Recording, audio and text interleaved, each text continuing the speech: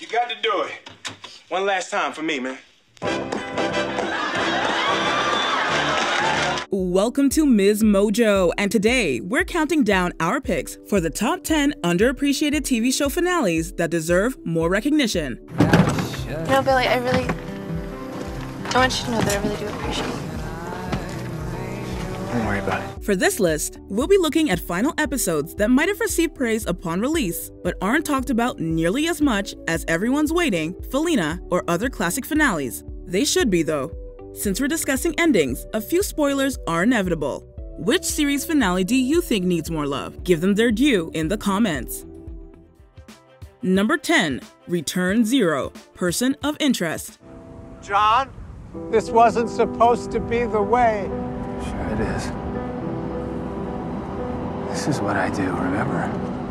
Despite regularly performing well in the ratings, CBS canceled this acclaimed sci-fi crime drama going into its 5th season. The showrunners had ideas for a 6th season, but they ultimately had to resolve all lingering plot lines in just 13 episodes. Regardless, Season 5 doesn't feel rushed, with the finale leaving us on a tragic yet highly satisfying note as our heroes make their last stand against the AI Samaritan. I helped bring you into this world. Now I'm going to help usher you out. While it garnered perfect scores from several TV critics, Return Zero only attracted around 6.5 million viewers and went mostly overlooked on the awards trail. With the dangers surrounding AI only becoming prevalent in recent years, the finale and the series as a whole deserve a reevaluation and a revival. And maybe this isn't the end at all.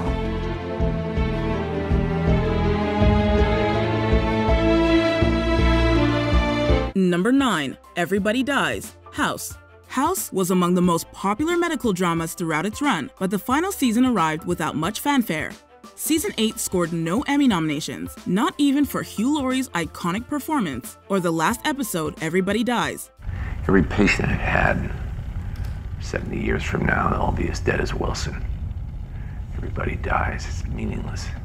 Although there were admittedly better seasons of House, the finale sticks the landing, with the cynical doctor taking a trip down memory lane while contemplating his future, or if he'll even have a future worth staying around for. You'll go to jail for years. You can never be a doctor again. I'm dead, Wilson. How do you want to spend your last 5 months? Several fan favorites return to say goodbye, including 13, but the heart of the episode boils down to the friendship between House and Wilson. When the cancer starts getting really bad. Cancer's boring. Considering that House was the Sherlock of the medical world, Everybody Dies naturally channels the final problem, with our protagonist riding off alongside his Watson. Number 8, Always, Friday Night Lights. Friday Night Lights went underappreciated for most of its run, constantly being on the chopping blocks of cancellation. A passionate fan base and glowing reviews helped the underdog show reach the end zone, delivering a touchdown of an ending. You may never know how proud I am of you. You changed my life, Coach. Always would win an Emmy for Jason Katem's script, as well as Kyle Chandler's performance. Even with these accolades, Always deserves a much wider spotlight. Julie Taylor, will you marry me?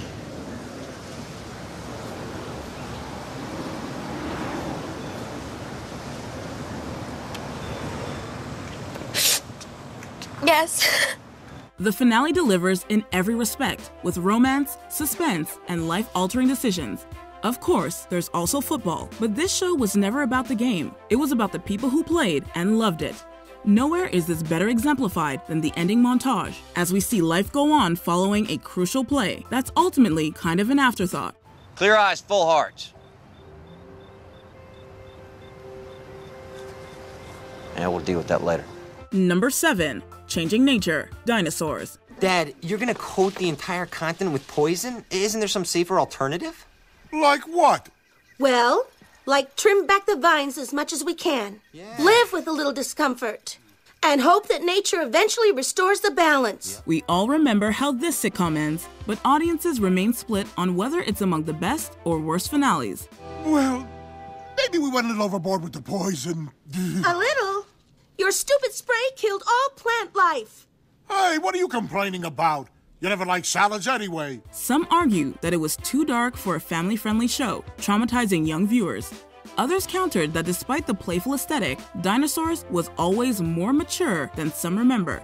Plus, seeing how dinosaurs aren't around anymore, it's not like this ending came out of nowhere. We're going to have the best third quarter in history. Sir, I think this could be the last third quarter in history. We've gone back and forth, but we've come to truly appreciate just how bleak and fearless this ending is. Part of that might be because of how it mirrors our current circumstances, with corporate greed at an all-time high and the environment being taken for granted. Dinosaurs have been on this earth for 150 million years. And it's not like we're going to just disappear. Earl says that dinosaurs can't simply disappear, and humans are just as blindly self-assured. Number 6. Exit Event, Silicon Valley. The final season of this tech-savvy comedy received a single Emmy nomination for sound editing in the last episode. It deserved so much more, but we guess this is oddly appropriate for the Pied Piper gang. Is this a good thing or a bad thing? Someone tell me how to feel. Abject terror for you. Build from there. After several seasons of embarrassments, setbacks, and the occasional triumph, it appears Richard and company may finally come out on top. Alas, Richard's luck doesn't change, and he's forced to choose between realizing his dream and doing what's best for the rest of the world. We have given 6 sleepless, brutal years to this project, and I am so proud of what we've done. Maybe that's why this finale is often pushed aside. It's unsatisfying, but in all the right ways. Our hero's downfall is cleverly accompanied by a documentary chronicling life after Pied Piper, leaving us on a hilariously tragic note that somehow still delivers closure. No, I'm happy. And you don't feel bad that you never got to make the world a better place?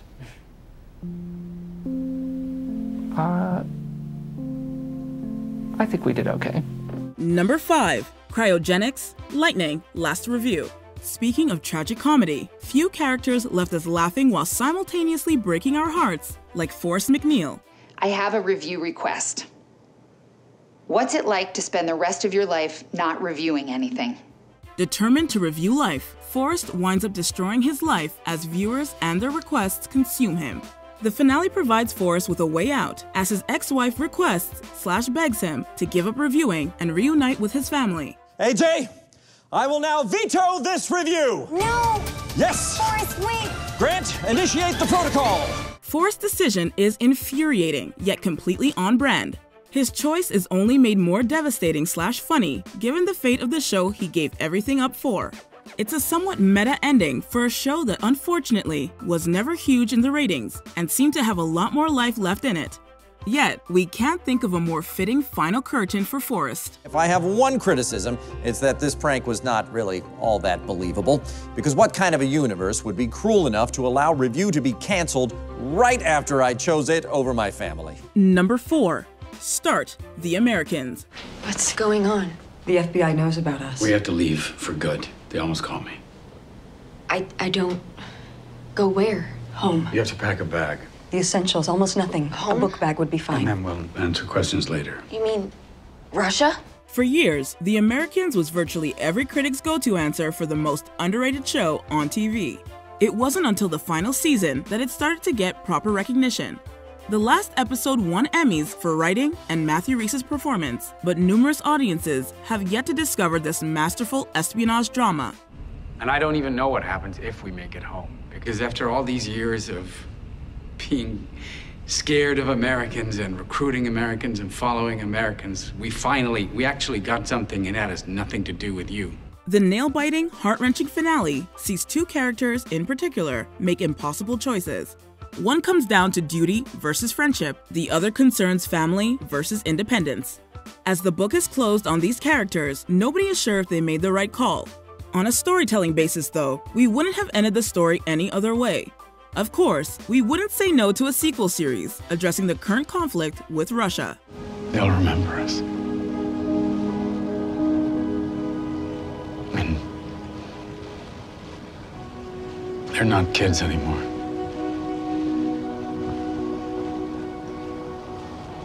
We raised them.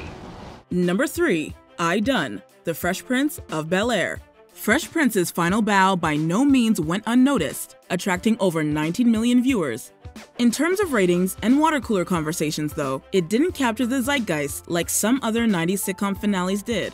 Looking back, I Done delivers pretty much everything you can ask for in an ending. Each character is given time to shine, with some of the funniest running gags taken out for a last hurrah. It's not unusual to be loved by anyone.